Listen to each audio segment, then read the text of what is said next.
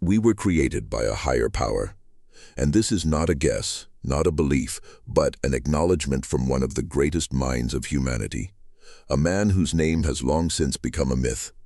Nikola Tesla. This interview was never meant to surface. It was lost, hidden, suppressed. Almost 100 years of silence.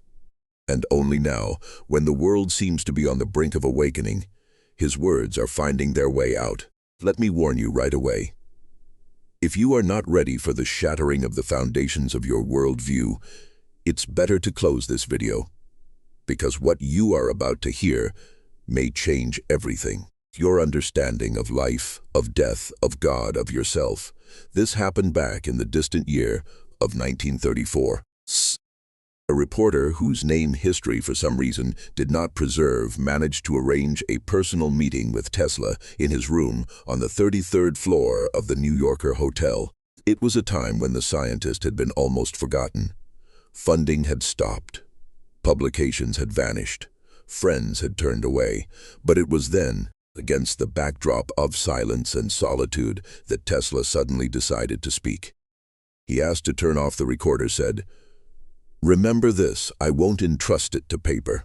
The reporter wrote down the recollections only many years later, and today they are before you. The first question was simple, almost naive. "Mr. Tesla, do you believe that life was created by accident?" A long pause, then a quiet laugh. And the answer, "That is a question I asked myself even before I knew I would become a scientist." No, young man. Nothing in this world is accidental. Everything is a formula. The entire universe is an equation, and beyond it stands thought, not a theory, not a hypothesis. Thought, conscious, creative. "You mean to say that reason stands behind the creation of man?" "To say that reason stands behind the creation of everything," he replied. "And if only you knew what I arrived at after decades of experiments, but humanity is not ready for it." He walked to the window, silent for a long time, then said, "I tried to create a machine that could catch the voice of the ether. You know, ether is not just a medium. It is the memory of the universe. Thoughts, emotions, images, and directions are stored there. One day I heard something. It was not a voice in the usual sense. It was an impulse, a direction. And I understood we were not just created.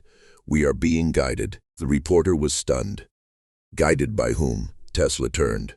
His eyes were unnaturally bright, a force that religions call God. But it is not an old man on a cloud. It is something much greater. It is a structure of consciousness so vast that the human brain cannot comprehend it. We are cells for it, but not meaningless. Every cell matters. He paced the room, ran his hand through the air. When I worked on the transmitter in Colorado Springs, I first felt that space breathes. Yes, breathes. Like a living organism. I sent out a wave and received a response, not an echo. The response as if someone there beyond matter realized they were noticed. The reporter was no longer writing. He was simply listening. My mistake was in trying to prove it with instruments. But one must listen because everything has been sounding for a long time. Even your soul, it is resonance, a frequency that will one day be read back. No one disappears. "We are all vibrations and they do not vanish," said Tesla. The reporter finally dared to ask the question that had been burning inside him. "Excuse me, but you are a scientist. How can you speak of the soul of God as if it's something provable?" Tesla slowly sat down. His face became serious, almost sorrowful. "Because I no longer believe. I know." He paused, then continued, "I have studied electricity, magnetism, vibrations. They are all manifestations of the same thing. And one day I realized consciousness is also a vibration. It does not originate from the brain. It comes into it. The brain is like a receiver, but the source is outside of us. We only think we are thinking. In reality, we are connected. Connected to what? To the field. To the source, to that very higher power which religions call God, and physicists the primordial field. I call it the light." He fell silent. Strange, almost childlike smile appeared on his face. "One day I tried to measure the power of emotion. Anger, joy, love. And you know what I discovered? Every emotion has a frequency. Love is the purest. the most harmonious. It is the closest to what I call the original vibration of the universe. And fear is the roughest. It repels, it isolates, and it blinds us. Are you saying that love brings us closer to this higher power? I assert it. And more than that, it is its reflection in us. We were not created from clay, as one book writes, and not from a random molecule, as another claims. We were formed as a response, as an answer to the call of the light. The reporter slowly nodded, not taking his eyes off the speaker. Everything happening seemed like a dream. But why then do we suffer? Till we die? Why do we remember nothing of that connection? Tesla frowned slightly. His voice became quieter. Because this is a test. The blind learn to see best, and the lost best appreciate the path. We were cast away from the source to learn to hear it again. It's not punishment. It is the path, and each life is a step. He looked out the window where the city lights were fading. You have no idea how many times I stood on the verge of a discovery that could have changed everything. One day I created a resonance capable of affecting the body's cells. Diseases disappeared, but the project was shut down. They said, "You cannot give such power to people. They won't understand it. They'll fear it." Who said that? Tesla gave a bitter smile. People who stand between humanity and the truth. There are many of them. And their task is to keep the masses in the dark. It benefits them when a person believes he is just flesh, just a grain of sand. That after death there is nothing. It's because such a person is controllable. He is not dangerous. He doesn't ask questions. He just lives, fears, and dies. The reporter clenched his fists. He felt anger boiling inside him. So what should we do? Waken, Tesla replied.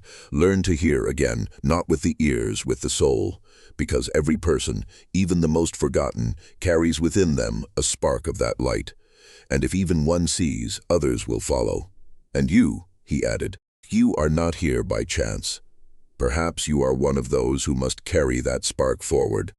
Silence fell in the room. The reporter felt as if with each word Tesla was bringing him closer to an edge between the ordinary perception of the world and something else. As if through these words, something greater began to shine through. He made up his mind. "Mr. Tesla, are you afraid of death?" The scientist didn't answer right away. His gaze dimmed, turned inward. "You know," he said slowly, "I believe death is not the end.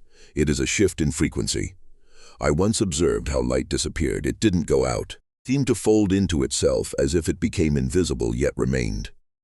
I realized the death of the body is the same kind of folding. The form ceases to be visible, but the essence remains." He looked directly into the interviewer's eyes.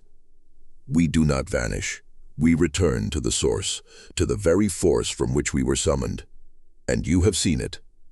The corners of Tesla's mouth twitched, smile barely noticeable, sad. "Yes, and more than I should have. There are things better left unseen until one is ready. One day I was in a state between sleep and wakefulness.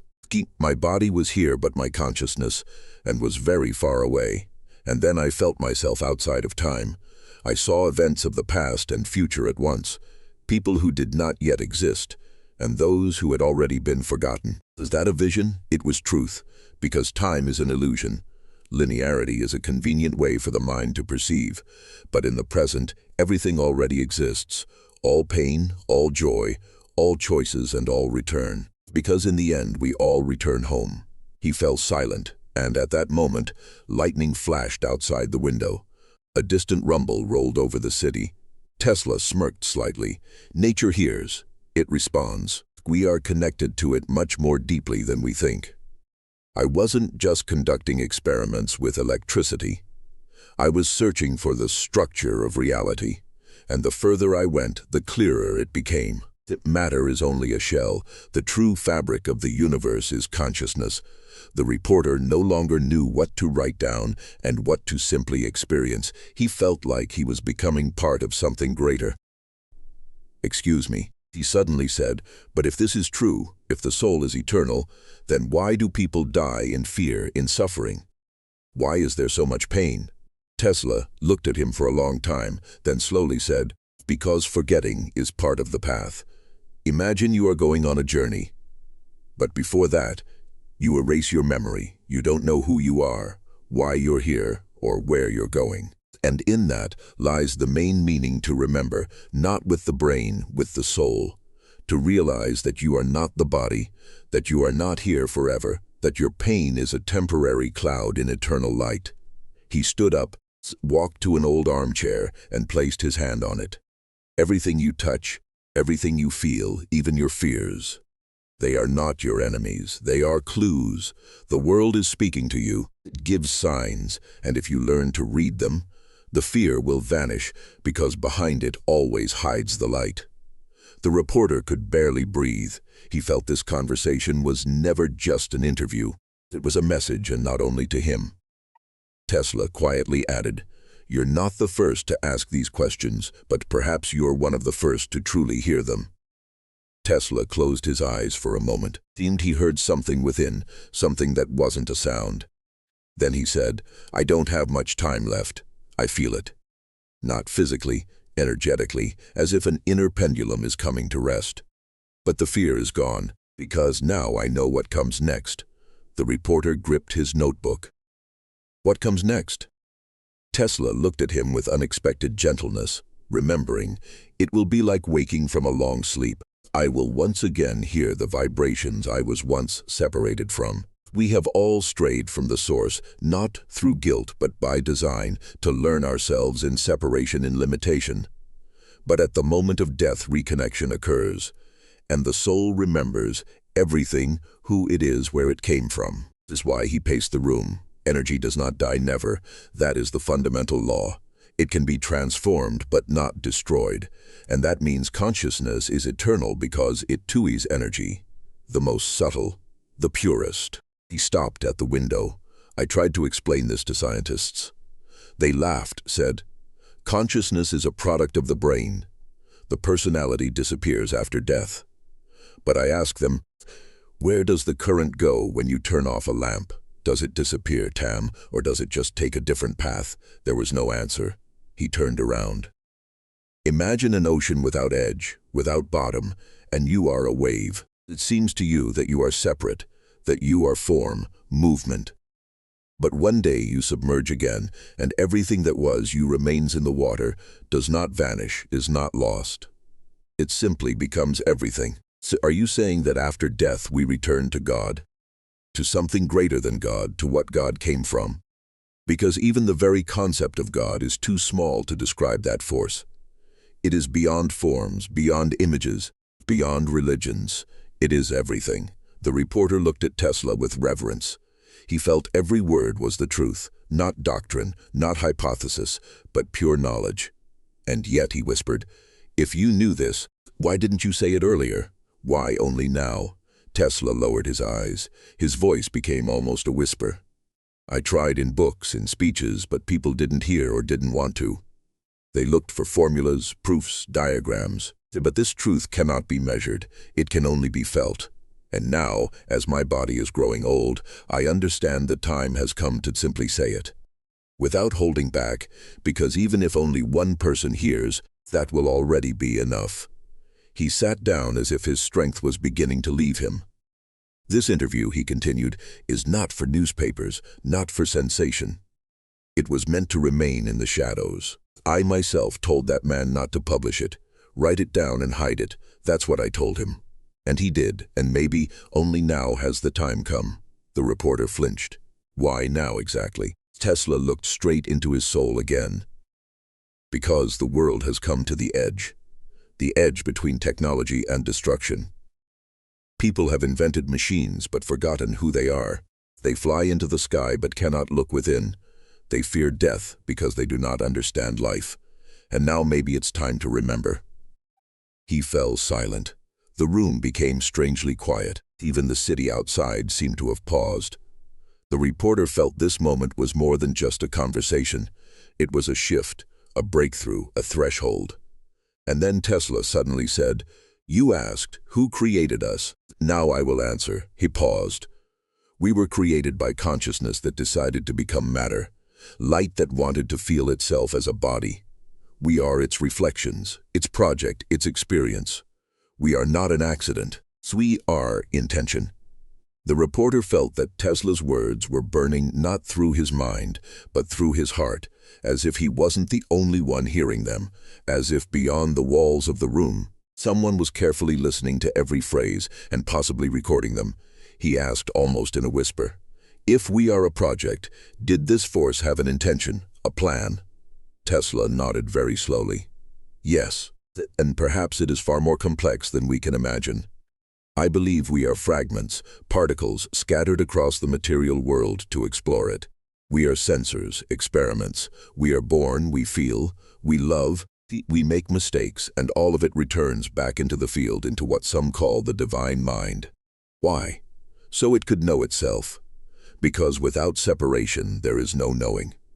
Without darkness and no awareness of light, without fear, no appreciation of love. We are its way of understanding itself through multiplicity." The reporter lowered his gaze.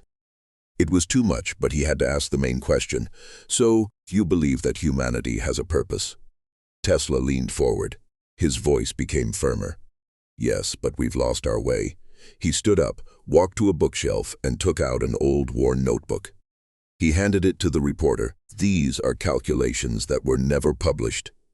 I tried to build a device capable of amplifying thought, concentrating the vibration of consciousness, and projecting it into the ether. Do you know what happened when I ran the first experiment? What? The street lights began to go out. Radios malfunctioned. People complained of strange dreams. It wasn't a failure. It was a response. Space was listening, and then they came. Men in ties without emotion. They said, 'Stop, this is too dangerous.' What didn't they like? That I had proven thought is material, consciousness is power, and if a person realizes how powerful they are, they will stop being a slave. And that means they'll step out of control." He sat back down. It was clear these memories hurt. That's why this interview couldn't be published. Not then, and perhaps not even now, but I believe soon there will be those who are not afraid, who will want to understand, not obey, the reporter asked quietly. "And what will happen then?" Tesla looked up. "Awakening, a wave, a mass shift in consciousness.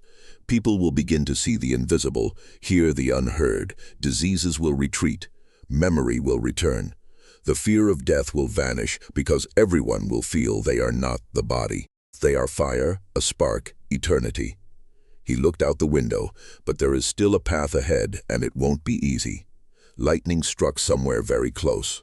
The thunder was so loud it felt as though the sky itself had shuddered. "That's a sign," Tesla said. "Always when truth is near, the space responds. Synchronicity is not a coincidence. It's a reminder. Everything is connected. Everything is one." He turned to the reporter. "You feel it, don't you?" The reporter nodded silently, his throat tightened. "Then you've already begun to awaken," Tesla said softly. "And that means my time hasn't been in vain." Tesla's final words were not loud, but they struck like a blow to the chest. Everything is energy. All living things are vibration. And the closer you are to the original frequency, the closer you are to the truth. He stood up quietly, as if each of his movements already carried. "Well, this interview is not about science and not about religion. It is a message for those who already feel that this world is not all there is. For those who have always known there is something greater." He looked directly at the reporter. "You will have to choose to hide this or to pass it on. But remember, time is near, very near, and when the great division begins, it is important that at least someone knows that we are not alone, that we have never been alone." He stepped closer. His face was glowing, incredibly calm. "I am leaving, but I am not disappearing. We will all meet again because there is no death, no separation. There is only transition." He reached out his hand, and when the reporter touched it, he felt a strange warmth, as if for a moment, just one moment, he had touched something beyond time. "Remember," whispered Tesla, "God is not dogma. God is you. When you love, when you forgive, when you remember who you really are." He turned away and walked to the window, stared for a long time at the night over New York, where, Lightning was flashing in the distance and said, "It begins, and if you are here, now, then you are part of it." The reporter left without looking back. He didn't know that this would be their last meeting. 3 months later, Nikola Tesla died in solitude, without heirs, without recognition, but leaving behind something that cannot be measured. These notes lay hidden for nearly 100 years in an old drawer, locked away, forgotten. But now they have found you. And now consider this. What if it's all true? What if you are not the body? What if you are vibration? What if someone has been waiting for you to remember that? Be still and listen. Now they are still there, watching and waiting.